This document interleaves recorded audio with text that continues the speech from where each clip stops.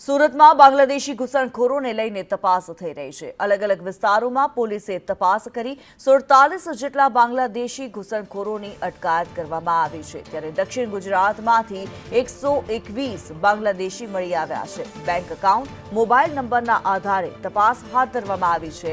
બાંગ્લાદેશમાં વ્યવહાર થયો હશે તેની સામે કાર્યવાહી કરવામાં આવશે। આવા લોકોને દેશમાંથી બાંગ્લાદેશ પરત મોકલાશે। 47માં 23 પુરુષ, 23 મહિલા અને એક બાળકનો સમાવેશ થાય છે। સુરત ગ્રામ્યમાંથી 59 ગેરકાયદે બાંગ્લાદેશી પકડાયા।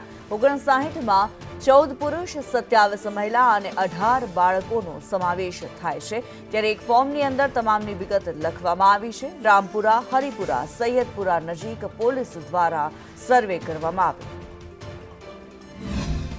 3-4 દિવસથી દક્ષિણ ગુજરાતના અંદર બાંગ્લાદેશીઓ વસાહત કરે છે કે નહીં તેની એક મુહિમ ચાલી રહી છે, જેના અંદર દક્ષિણ ગુજરાતના અંદાજિત 1000 જેટલાને ડિટેઇન કરવામાં આવ્યા હતા, જે પૈકીના 121 જેટલા છે તે બંગાળ બોર્ડર ક્રોસ કરીને પશ્ચિમ બંગાળ અને પશ્ચિમ બંગાળ બાદ ભારત દેશના રાજ્યમાં પહોંચી ગયા હતા તેવા આંકડા સામે આવ્યા છે। આપણા સાથે અમને હાલ દેખાશે કે અહીંયા સુરત પોલીસની ટીમ દેખાઈ રહી છે, જે ફરી એકવાર સર્ચ ઓપરેશન અને ચેકિંગમાં જોડાયેલી છે કે કેટલાક લોકો અહીંયા રહી રહ્યા છે, ખરેખર તે કોલકાતાના એટલે કે પશ્ચિમ બંગાળના રહેવાસી છે કે પછી પશ્ચિમ બંગાળની આડની અંદર આ તમામ લોકો બાંગ્લાદેશના બોર્ડર ક્રોસ કરીને તો અહીંયા નથી આવી ગયા। કારણ કે સુરતના અંદરથી પણ આપણે જોયું હતું કે 100થી વધુને ડિટેઇન કરવામાં આવ્યા હતા। 40થી વધુ જે છે બાંગ્લાદેશી આપણા સામે આવ્યા છે। અત્યારની અહીંયા આધાર કાર્ડ ને તમામ વસ્તુઓ ચેક કરવામાં આવી રહી છે અને જે પીઆઈ છે તેમનીથી જાણીશું કે એમનું આ બાબતે શું કહેવું છે। સાહેબ, તમને પૂછીશ, સર્વેમાં શું શું તપાસ કરવામાં આવી છે?